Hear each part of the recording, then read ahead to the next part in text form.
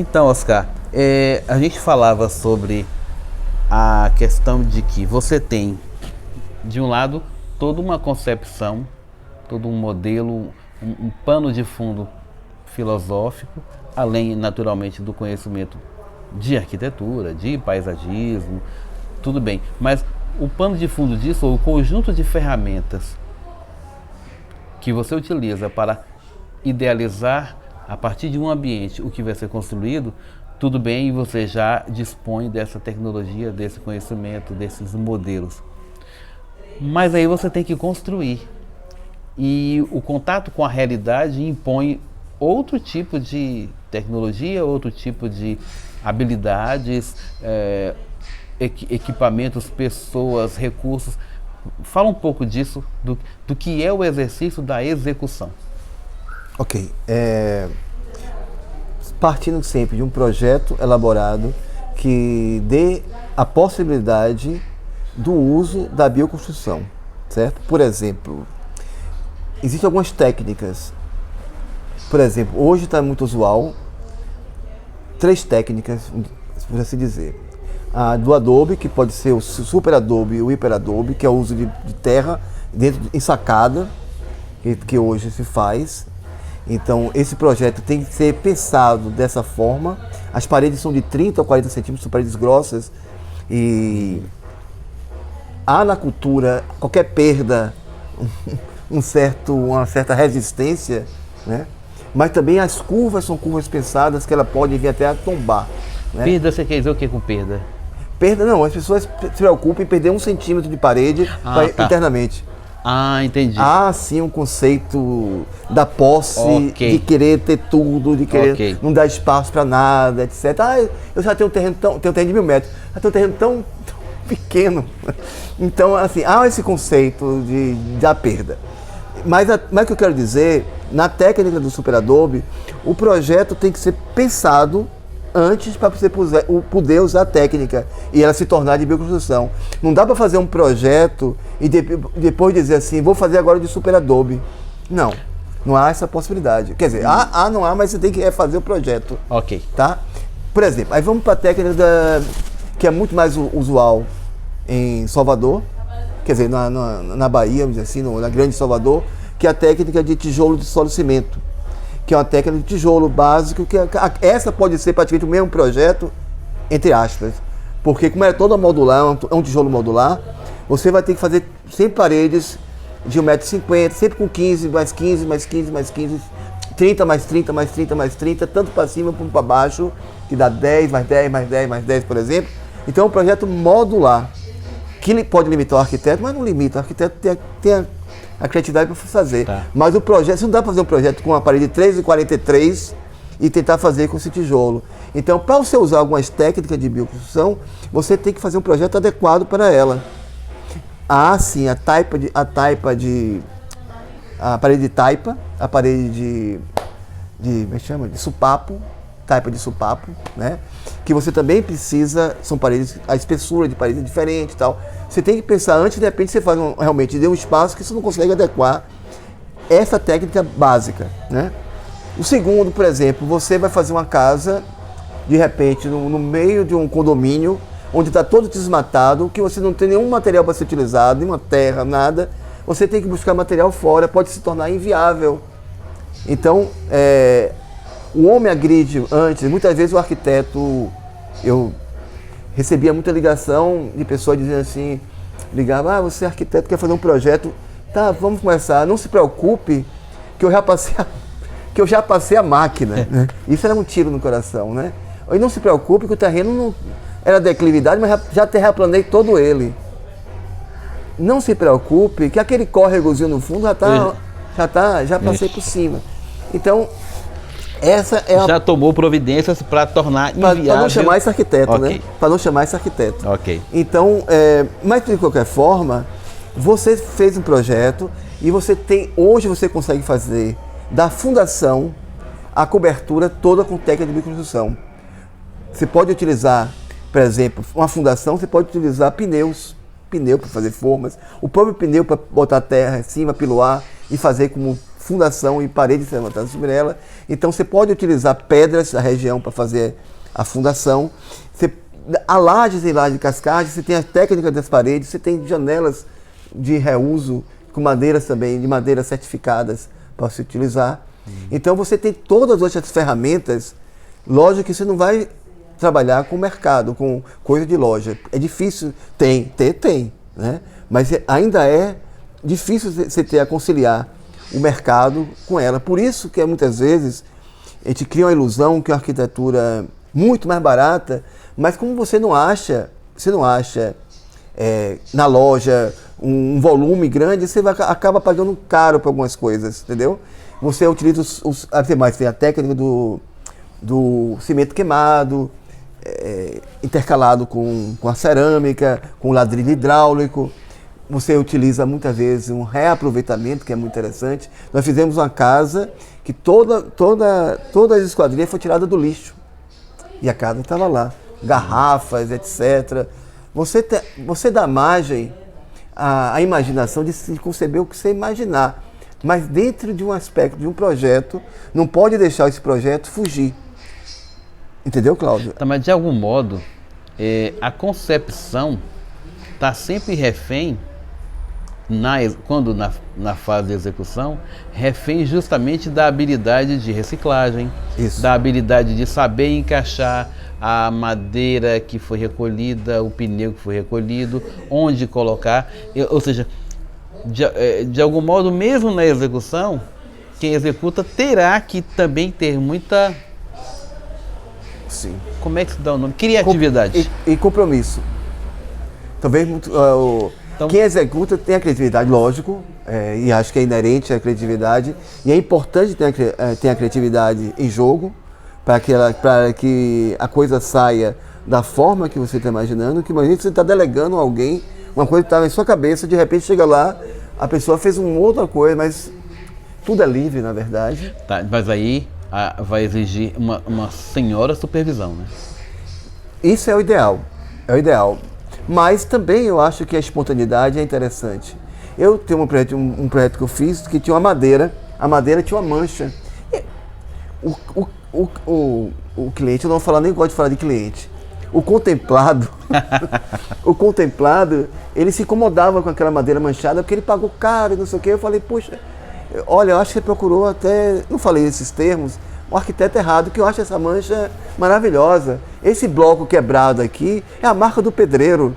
Esse erro dele é a marca do pedreiro na obra. Humaniza, né, Exato. As pessoas se incomodam com madeira aparelhada. Lógico, cada um tem essa concepção do que quer. Né? Você quer a casa sua, a casa não é do arquiteto. Mas você tem que imaginar que o erro é humano. A marca do transporte que quebrou uma telha, de repente a telha que você não tinha... Deixa a telha quebrada mesmo, lógico, se não vazar. Eu não acho que assim... A questão é ressignificar o que aparentemente foi um erro técnico. Espontaneamente. Isso de uma forma espontânea, que é mais interessante. É como você andar com a lata de cerveja, uma festa toda, porque não tem lugar para jogar fora, naturalmente. Você não vai pegar essa lata e vai tentar jogar fora e sujar a rua, como infelizmente se faz, porque tá em você não jogar fora. Tá em você a arquitetura sustentável. Né? Tudo bem, mas vamos lá. Quando se fala numa arquitetura convencional, sim, estamos falando de uma arquitetura que há ganho de escala, porque a tinta ou o material que ele vai comprar, como há uma demanda grande, tende a ser barato porque você tem ganho de escala. Ok. Numa construção, que é uma construção bioarquitetada, que não vai encontrar paralelo e nem produção em massa, a tendência, posso dizer isso, é que fique mais caro?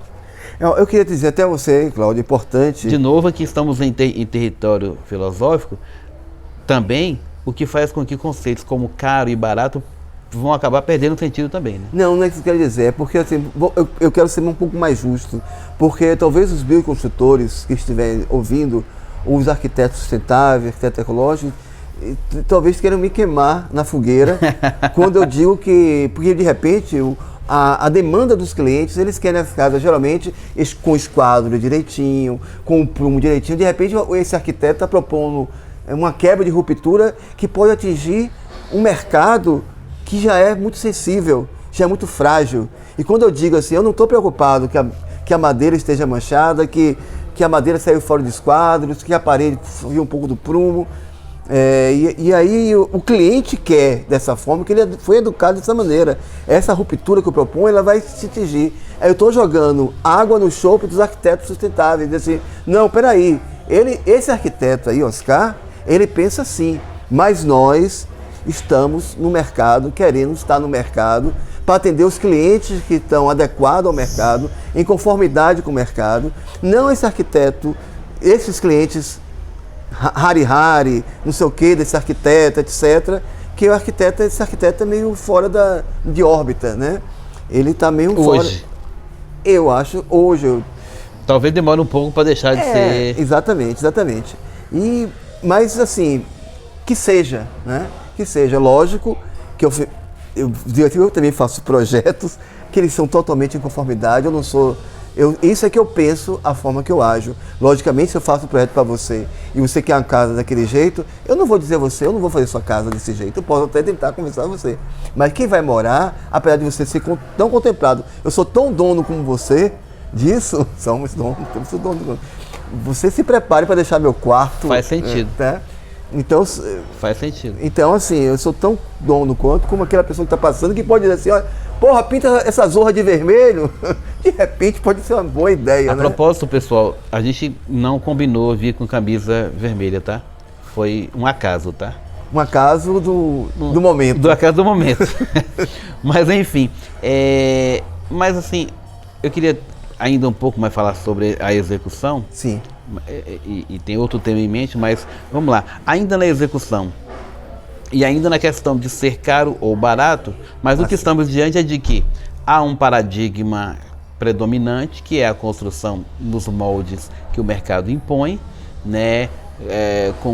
Sem a utilização dos mecanismos que estruturam e dão fundamento à bioarquitetura. É verdade que esse é o império e você teria que, para uma ruptura, teria que reeducar quem pede, reeducar quem habita, reeducar a própria humanidade.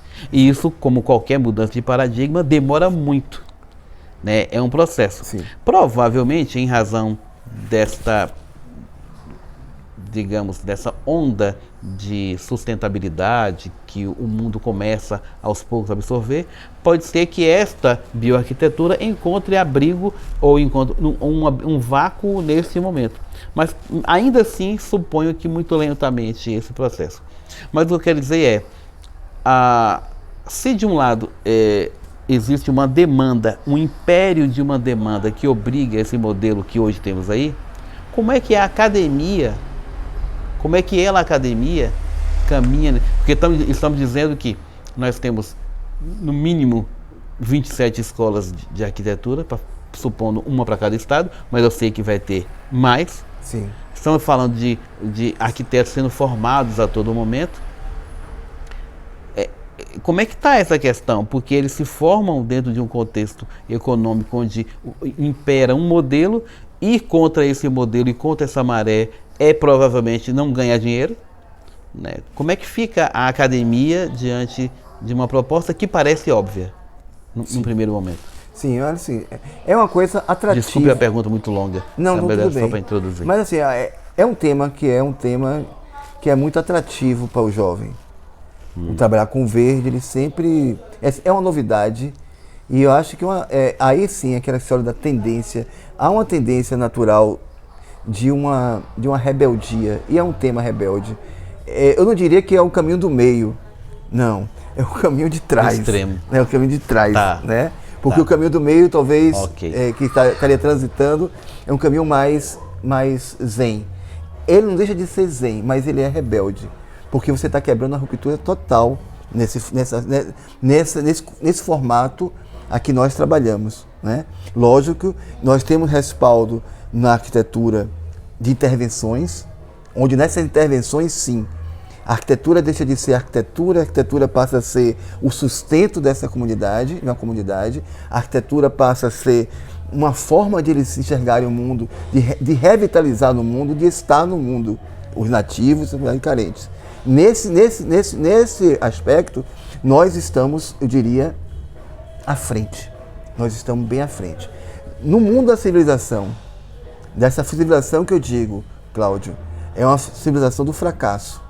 Essa civilização que nós vivemos, eu encaro como uma civilização do fracasso. E a partir desse fracasso a que nós estamos, é que nós propomos uma alteração. Então, assim, estamos voltando a falar da filosofia.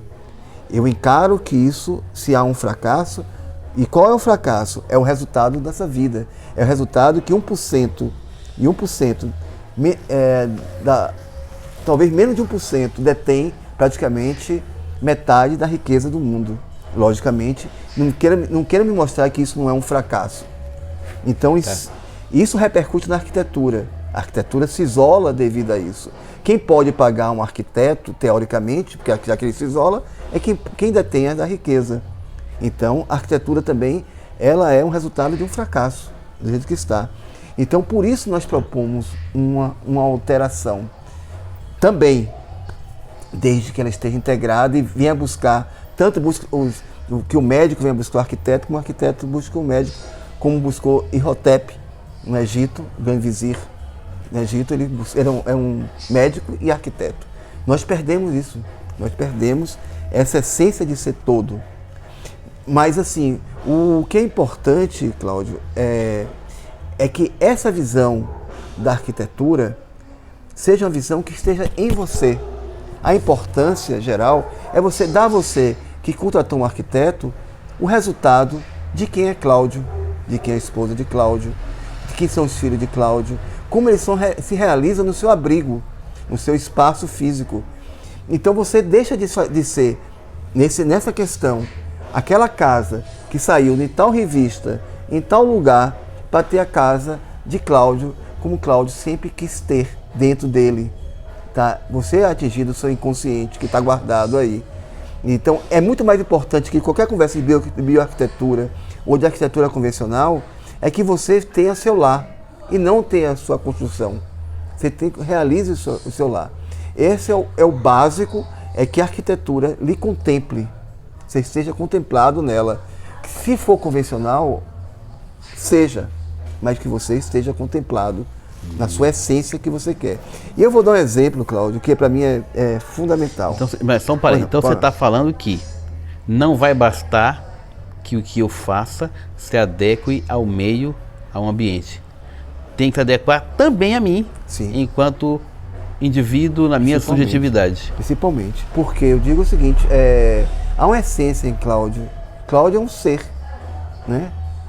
Que nasceu, cresceu, viveu, foi vitória da conquista, isso, teve uma vida, guardou muitas lembranças maravilhosas que podem ser mudadas, etc. Perfeito. Você tem uma mãe, um pai, um primo, um tio, uma esposa, que também tem uma família que viveu de certa forma.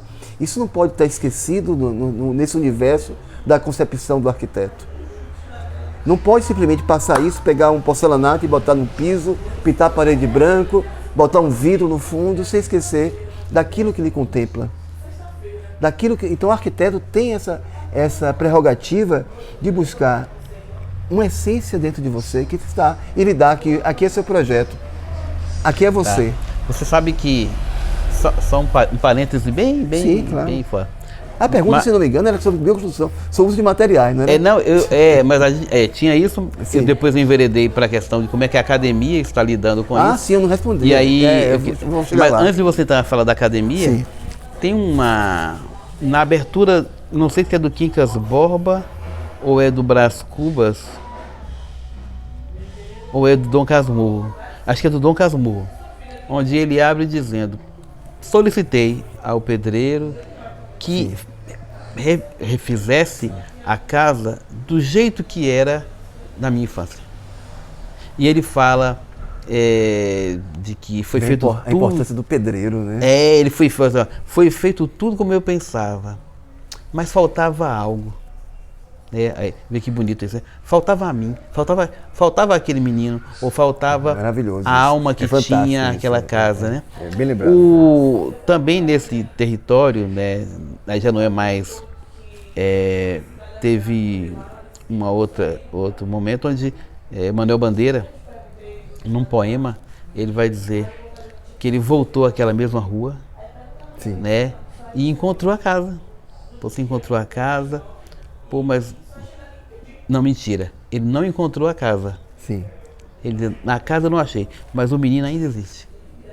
Né? Então Fantástico, tem essas fantástico, referências, fantástico, né, fantástico. de casa, de habitação, né, e eu acho isso bem interessante quando você fala que a casa guarda história, né? Guarda história, isso é importante. Mas enfim, voltando. Academia.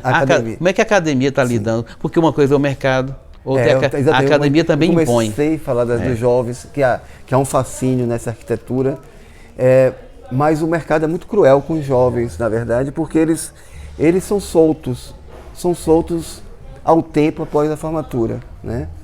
Então eles tentam agarrar onde pode, porque eles tentam sobreviver. Tá. E nesse instante, tudo aquele fascínio, como aqueles movimentos estudantis que a gente tinha para poder lutar pela ditadura, etc. e tal, muitas vezes por que a gente perdeu aquela essência política da gente? Porque o mercado lhe suga você, como suga o jovem, e ele vai partir para onde está dando, que seria a arquitetura convencional. Então, assim, mas hoje, por exemplo, a solicitação, quando eu estou aqui, de palestras, é muito grande. Toda hora tem solicitação de palestras interessada nesse tema, né? Eu, particularmente, fico muito feliz, lamento muitas vezes, porque há muita crítica por trás à arquitetura, esse tipo de arquitetura, como fosse uma arquitetura suja. Ah, sim, uma arquitetura suja. No sentido, porque assim, se você usa a terra em si só, imagina aquelas construções em adobe, naquelas tribos africanas, há uma referência nas pessoas da sujeira que está incorporado na gente. E portanto, remete também a um certo preconceito de raiz. Que foi construído.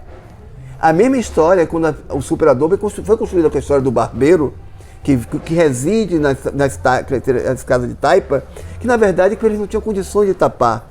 Mas não quer dizer que você não possa usar e tapar, rebocar. Eles não rebocavam. O barbeiro se instalava ali. Aquilo o mercado, logicamente, usou isso como argumento. Então, há sim uma mudança da consciência a esse uso. Por isso que, assim, quando eu posso dar palestra, eu tento dar. Lógico que é difícil muitas vezes, né? Mas assim, para as pessoas terem essa consciência, porque a academia por si só, ela é muito superficial. Já tem até, parece, matéria que fala de arquitetura em terra, mas você tem muito pouco exemplo para essas pessoas irem. Não adianta você falar de uma coisa que ele não vai ver. Mas assim, há uma desvinculação essencial da construção, da técnica construtiva, da questão da concepção, da coisa maior que seria o urbanismo. Isso dentro da cidade, porque você faz uma casa e parece que a casa é a casa. E a casa o que é? Há um estabelecimento de um programa que você tem que atender. Eu quero uma casa 3 quartos, com 3 suítes, sala, quarto, uma cozinha. Não, isso pode parecer uma coisa meio esdrúxula, que eu vou falar, esdrúxula. Mas isso é irrelevante numa concepção maior. Porque arquiteto não vai atender programa. Arquiteto tem que atender a vida. E não sei se você está percebendo que eu sempre falo que como o terreno é o principal, porque o terreno é a representação do planeta diante de você. Se você vai atender o planeta, se você quer atender o planeta, que ele precisa ser atendido sempre, com a melhor forma possível, a casa em si, ela é segundo plano. Mas quando ela atende o planeta, ela se torna o primeiro plano, tanto porque ela se integra. Ela se integra. E agora, quando ela se integra, ela vai integrar com o programa que eu falei, que era tão irrelevante, mas ela se torna relevante. Relevante, porque agora sim ela está integrada. Aí está integrada a sua essência. A sua doação, a sua contemplação, ela se torna presente. E tudo isso se torna um fator de potência, Cláudio.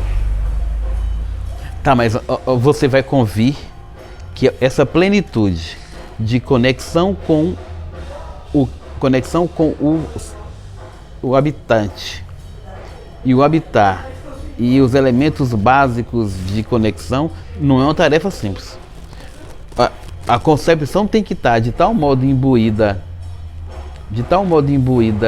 desta natureza, ou pelo menos dos elementos da natureza, quase que incorporando a própria ideia de Deus na sua construção. Sim. Que não é tarefa, ou seja, não vai bastar ao jovem no curso de arquitetura, ainda que um curso de bioarquitetura, não vai bastar desejar. Ele vai ter que passar por uma reconstrução. Eu acho que, eu diria, para ser mais pretensioso, com toda a petulância, acho que a sociedade precisa passar por uma nova reconstrução.